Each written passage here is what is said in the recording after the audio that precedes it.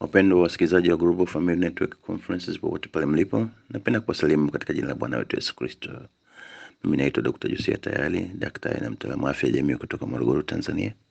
Napenda kumshukuru Mungu na kutulinda na kutupa uhai hadi siku ya leo. Pia napenda kukaribisha tena wote katika mfululizo wa vipindi vyetu vya afya katika makambi yanayoendelea katika robo hii ya mwisho wa mwaka 2021. Kipindi cha afya kitakujia kila siku za 12 asubuhi. Karibu tujifunze pamoja. Naendelea kuwashukuru waandaaji na waratibu wa programu nzima. Mungu awabariki sana. Katika kambi iliyotangulia tumejifunza kwa ufupi afya yako na mtindo wa maisha. Wiki hii tutaanza kujifunza habari za magonjwa mbalimbali. Sehemu ya kwanza itakuwa ni magonjwa yasiyo ya kuambukiza. Fungu letu la Biblia leo linapatikana katika kitabu cha Mathayo 9:35 na inasema, na Yesu alikuwa akizunguka katika miji yote na vijiji akifundisha katika masinagogi yao na kuihubiri habari njema ya ufalme na kuponya magonjwa yote na udhaifu wa kila aina. Tuombe. Mungu wetu na Baba yetu wa mbinguni, asante kutuamsha salama siku ya leo. Tunaanza vipindi vyetu vya leo vya afya. Tukakaribia kwetu fafanua haya mambo kwa watu ili atusaidie katika maisha haya ya sasa tukiwa tunajiandaa kwa kurudi kwako. Tunaomba haya katika jina lako Yesu. Amen. Basi leo tutaanza tujifunze magonjwa yasiyo ya kuambukiza. Ni magonjwa gani haya? Yanampata nani? Magonjwa yasiyo ya kuambukiza ni magonjwa yale yasiyoweza kumpata mtu mmoja kutoka kwa mtu mwingine na hata kutoka kwa mnyama. Na magonjwa haya yanaweza tu kuhamishika kupitia mambo yafuatayo. Moja, ukoo, wazazi. Mfano, wazazi wenye ugonjwa wa pumu wanaweza kuzaa mtoto ambaye anaweza kupata ugonjwa wa pumu. Magonjwa ya moyo ya kurithi. Wengi wenye mashinikizo ya damu, ukoo wao watakuwa na mashinikizo ya damu. Kuna watu wengine na saratani za aina mbalimbali ambazo zinapatikana katika ukoo fulani. Ukiwa na wazazi wenye kisukari, uwezekano wa kupata kisukari ni mkubwa kuliko usio kama huna ukoo huo. Magonjwa kama sickle cell na kadhalika. Tutaangalia kwa kina machache. Magonjwa mengine ni yale yanayotokana na mtindo mbalimbali ya maisha, ambayo ni pamoja na ulaji na unywaji. Katika ulaji na unywaji kuna aina ya vyakula au vinywaji, viwango vyake, namna tunavyotumia. Mfano, vyakula vyenye chumvi nyingi sana, vyakula vyenye sukari nyingi sana, mafuta mengi na hasa ya wanyama. Hii yatasababisha magonjwa mbalimbali ambayo sio ya kuambukiza. Lakini maisha mengine kama yale ya kustarehe sana kama ulevi wa pombe, sigareti, bangi, pamoja na utumiaji wa madawa kulevya ya aina mbalimbali. Hii ni somo maalum tutajifunza siku nyingine. Lakini haya ni mojawapo ya visababishi vikubwa vya magonjwa yasiyo ya kuambukiza. Kwa nini tujifunze habari za magonjwa yasiyo ya kuambukiza? Tuangalie tatizo kubwa liko wapi na ukubwa wake wa tatizo katika ulimwengu. Magonjwa yasiyo ya kuambukiza huua watu zaidi ya milioni 38 kila mwaka duniani. Hizi takwimu za zamani kidogo, naweza kuwa zaidi hapo. Na karibu robo tatu ya vifo vyote, yani milioni 28, hufa kutokana na magonjwa yasiyo ya kuambukiza kutoka katika nchi zenye kipato cha chini na cha kati. Watu milioni 16 hufa kati ya umri ya miaka kabla ya kufikia miaka 70 katika nchi za kipato cha chini na cha kati. Magonjwa ya moyo huchangia vifo vingi katika magonjwa yasiyo ya kuambukizwa. Yani watu hufa milioni 17.5 kwa wastani kila mwaka duniani. Saratani hufuata kwa kuua watu milioni 8.2 kila mwaka. Magonjwa kila aina hewa huua watu milioni 4 kila mwaka. Magonjwa ya kisukari huua watu 1.5 milioni kila mwaka. Hawa ni watu wengi sana. Takwimu hizi zinaogopesha kwa sababu magonjwa mengi haya yangeweza kuepukika kwa namna moja au nyingine.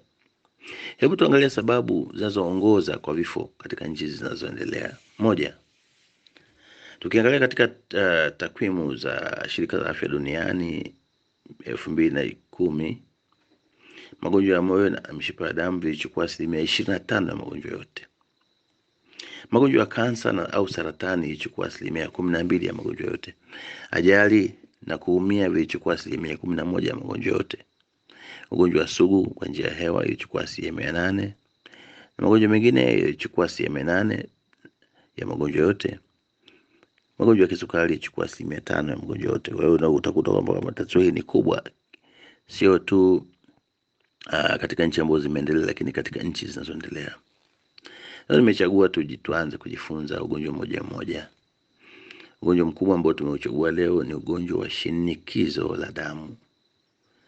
Na hii ni tatizo kubwa ambalo liko hasa katika nchi ambazo zimeendelea, na sasa hivi inakuwa sana kwa kasi katika nchi ambazo zinaendelea.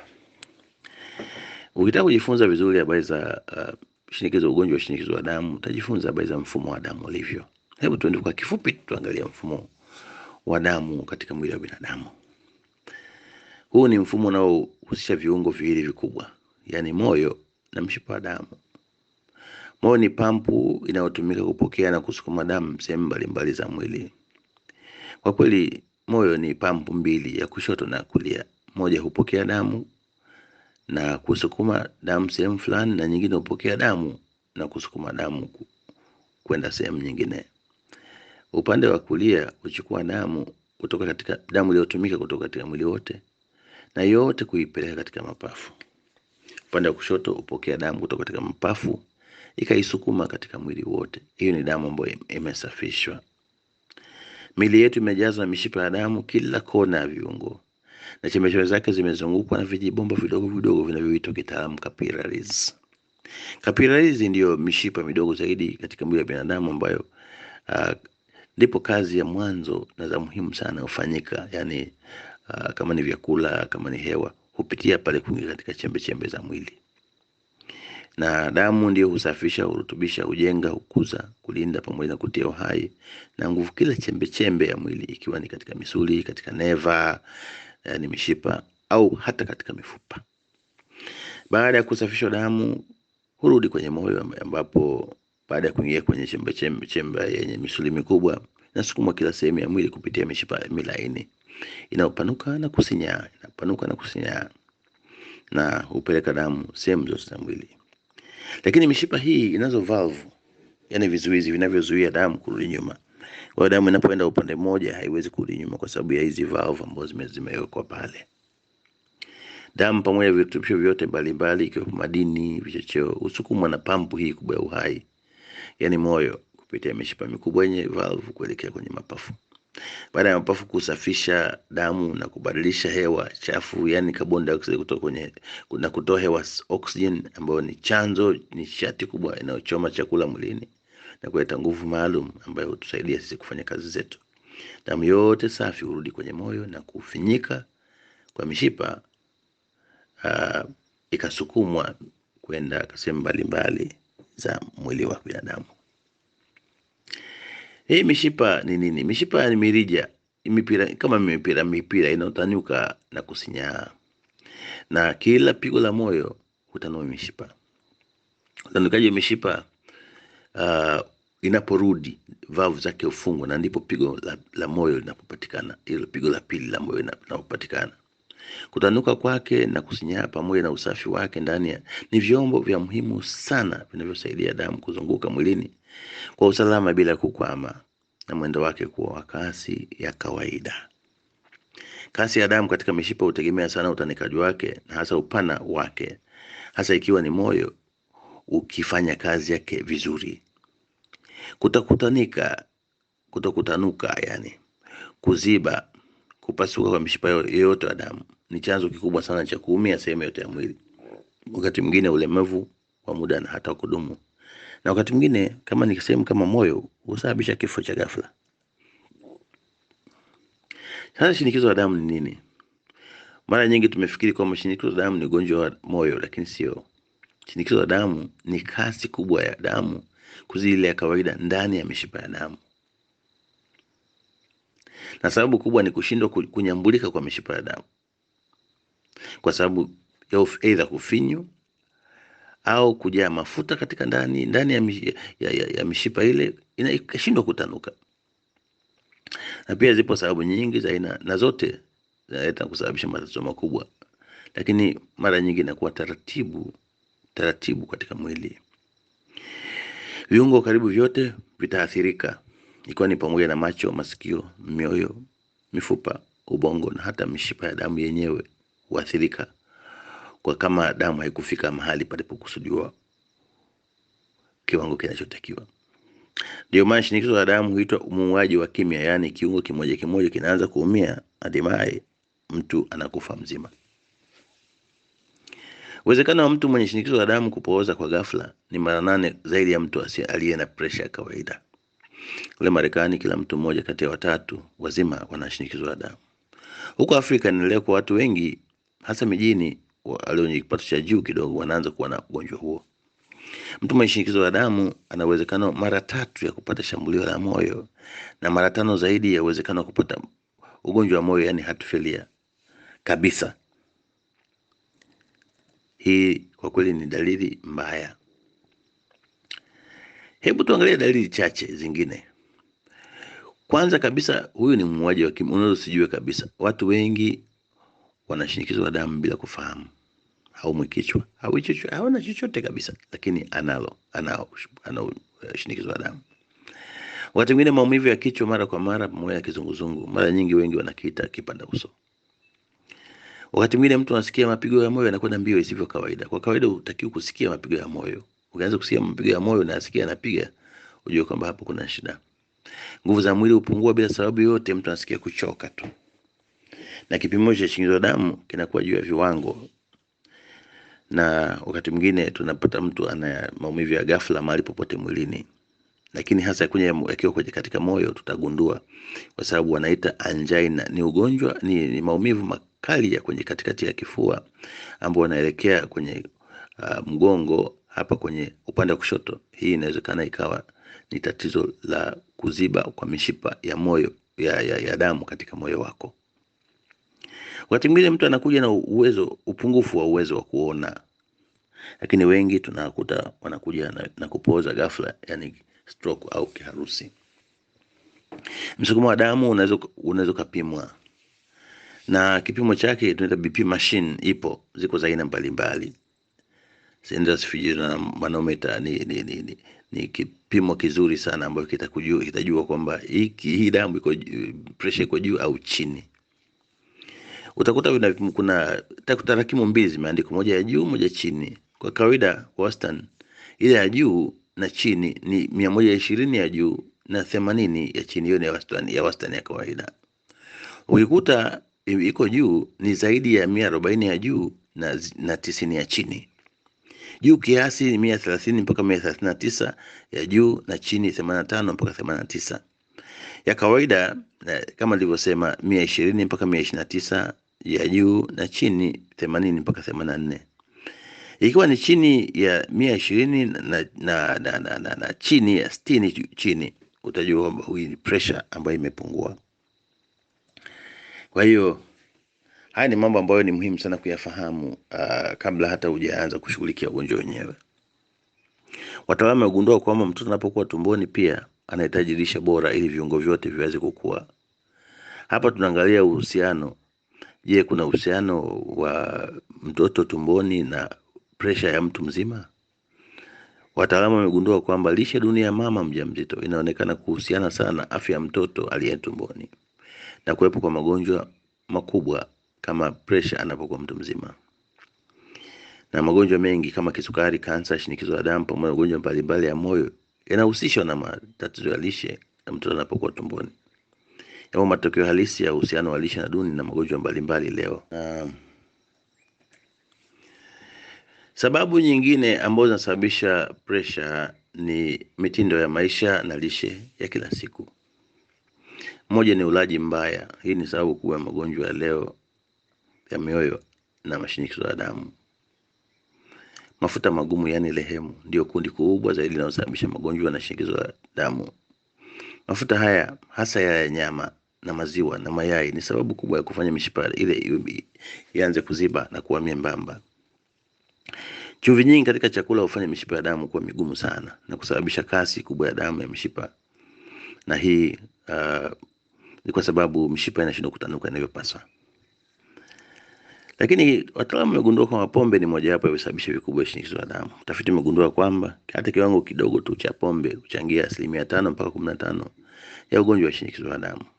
Pia wataalamu wamegundua kwamba karibu kila mtu ambaye ni mnene zaidi ya 20 ya uzito unaotakiwa hatimaye atapata shinikizo la damu. Angoje tu wakati ufike. Uvutaji wa sigareti au kuvutishwa sigareti.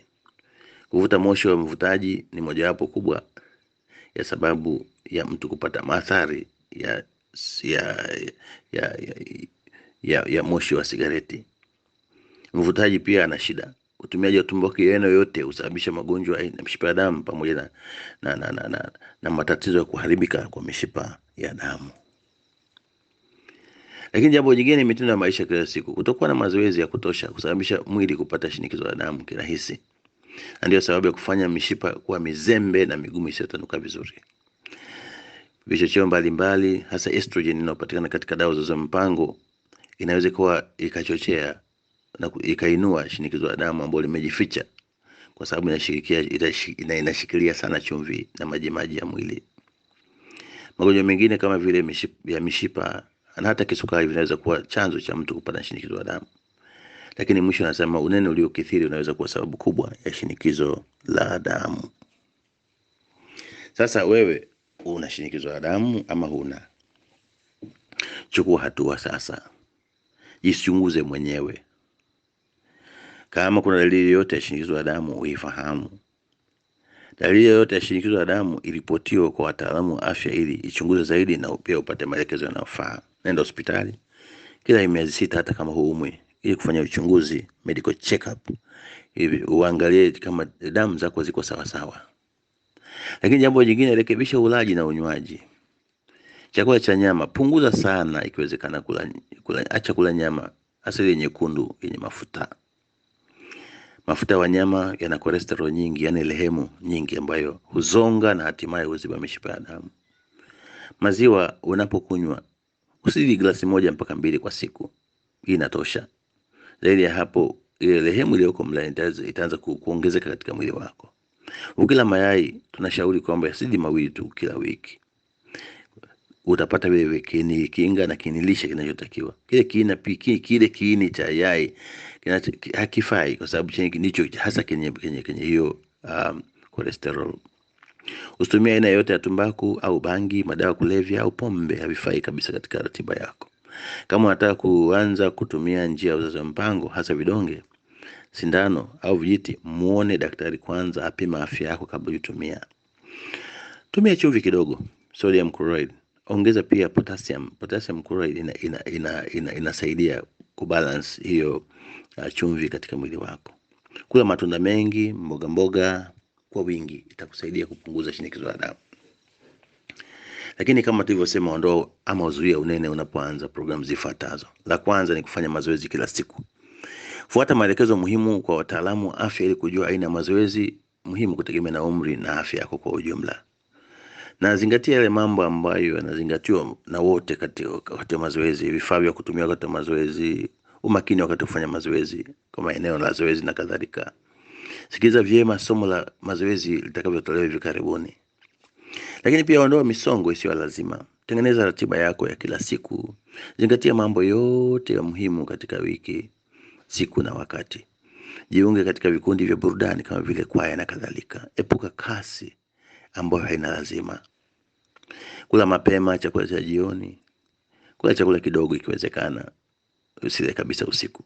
Kula vyakula vya nafaka visivyokobolewa. Hii itakusaidia kubalance mwili wako uweze kuwa vizuri. Zingatia kuwapa lishe bora watu kama wajawazito na watoto ili kuwajenga kuepusha matatizo ya uzeeni kama mwili ya kuandaliwa vizuri au vyema. Mwisho tuangalie Biblia. Katika misongo mikubwa tulionayo katika maisha, Mungu anasemaje? Mathayo 11:28 mpaka 30 nasema, "Njooni kwangu ni nyote msumbukao na wenye kulemewa na mizigo, nami nitawapumzisha. Itieni nira yangu mkajifunze kwangu, kwa kuwa mimi ni mpole na mnyenyekevu wa moyo, nanyi mtapata raha nafsini mwenu. Kwa maana nira yangu ni laini na mzigo wangu ni mwepesi." Bwana bariki neno lake. Mungu abariki somo hili. Kesho tutakuwa na somo jingine ambalo litazingatia sana mtindo wa maisha pamoja na magonjwa yasiyo ya kuambukiza. Mungu akubariki katika jina lake Yesu. Amen.